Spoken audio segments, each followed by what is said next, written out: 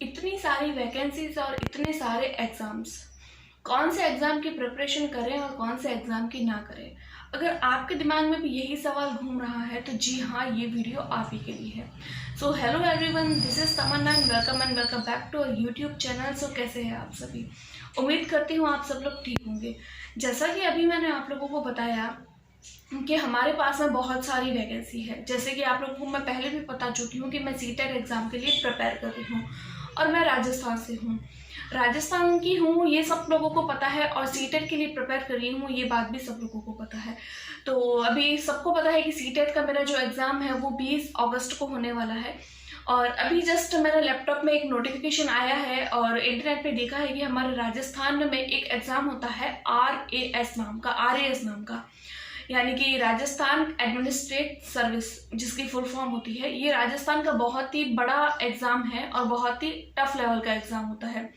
तो मैं काफ़ी टाइम से हालांकि इसी वैकेंसी का वेट कर रही थी और ये वैकेंसी अचानक कल इसका नोटिफिकेशन आया, मैंने आज देखा है। मैं काफ़ी टाइम से इस नोटिफिकेशन का वेट कर रही थी और जस्ट अभी मैंने देखा तो मुझे लगा कि जिस तरीके से मैं कंफ्यूज हूँ कि मैं किस एग्ज़ाम के लिए प्रिपेयर करूँ, तो उसी तरीके से आप भी होंगे। तो मैंने सोचा क्यों ना एक छोटी सी वीडियो बनाकर आप सब लोगों को अवेयर किया जाए, आप सब लोगों से सजेशन लिया जाए और थोड़ा बहुत सजेशन आप लोगों को दिया जाए।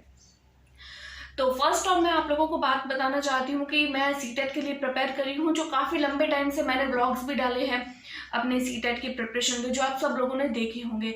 तो काफ़ी अच्छी प्रिपरेशन चल रही थी और उस बीच ही RAS की वैकेंसी आ गई। अब सीटेट का एग्ज़ाम तो है 20 अगस्त को और RAS का एग्ज़ाम भी जस्ट उसके ठीक बाद में बताया जा रहा है कि सितंबर और अक्टूबर के बीच लगभग ये वाला एग्ज़ाम हो सकता है। तो उसी टाइम जब मैंने ये वैकेंसी देखी तो सच में मेरा दिमाग एक बार का तो ऐसा हो गया कि अब मैं क्या करूं, क्योंकि जिस एग्ज़ाम की मैं काफ़ी टाइम से जिस वैकेंसी का मैं वेट कर रही थी वो वैकेंसी आई वैसे टाइम पे जब मेरी एक एग्ज़ाम की पूरी प्रिपरेशन हो चुकी है, यानी सीटेट के एग्ज़ाम की। अब मुझे बिल्कुल भी समझ नहीं आ रहा है कि क्या मैं सीटेट के एग्ज़ाम को छोड़ के और RAS के लिए लगूं, क्योंकि RAS के लिए भी अब मेरे पास में बहुत कम टाइम बचेगा। जैसे कि मैंने बताया कि सितंबर और अक्टूबर के बीच में बताया जा रहा है कि प्रीलिम्स का एग्ज़ाम हो जाएगा और ये एग्ज़ाम इतना हार्ड होता है, मतलब बहुत ही ज़्यादा इसका सिलेबस होता है, वाइड सिलेबस होता है। तो इसका जो सिलेबस होता है उसको समझने में भी काफ़ी टाइम लग जाता है। हालांकि मैंने इसके बारे में थोड़ा बहुत पहले पढ़ चुकी हूँ मैं, लेकिन इतना ज़्यादा मुझे नॉलेज नहीं है कि मैं उसको एकदम अच्छे से पढ़ पाऊँ। और दूसरी बात है सीटेट की, तो सीटेट की तो मैं काफ़ी टाइम से प्रिपेयर कर ही रही हूँ, लगभग 2 महीने तो हो चुके, 2 से 3 महीने हो चुके होंगे शायद इस एग्ज़ाम के लिए मुझे प्रिपेयर करते हुए। और सीटेट का एग्ज़ाम तो अब सर पे है और सीटेट का एग्ज़ाम तो है भी क्वालिफाइंग एग्ज़ाम, तो मुझे लग रहा है कि मैं आराम से कर पाऊँगी, मैं उस एग्ज़ाम को क्लियर कर लूँगी। लेकिन RAS का एग्ज़ाम है वो बहुत ज़्यादा टफ है। अब मुझे बहुत ज़्यादा कन्फ्यूजन हो रही है, क्योंकि अगर मैं सीटेट का एग्ज़ाम देती हूँ तो आगे DSSB के लिए भी वैकेंसी आने वाली है, तो आगे मैं उसके लिए भी तैयारी अगर कर सकती हूँ तो मुझे जल्दी नौकरी मिल सकती है अगर मैं गवर्नमेंट एग्ज़ाम की बात करूँ। और उसके अलावा मैं यूपी के लिए, जैसे कि BPSC के एग्ज़ाम की भी बात हो रही है कि जो अभी सीटेट का एग्ज़ाम अभी देंगे तो हो सकता है आने वाली वैकेंसी में हम लोगों को अलाउ कर ले। और बात रही RAS की, तो मुझे बिल्कुल भी समझ नहीं आ रहा है कि अब मैं सीटेट के लिए प्रिपेयर करूं, BPSC के लिए प्रिपेयर करूं, या फिर DSSB के लिए प्रिपेयर करूं, या फिर हमारे राजस्थान के कोई अदर एग्ज़ाम के लिए प्रिपेयर करूं, या फिर मैं RAS के लिए प्रिपेयर करूं।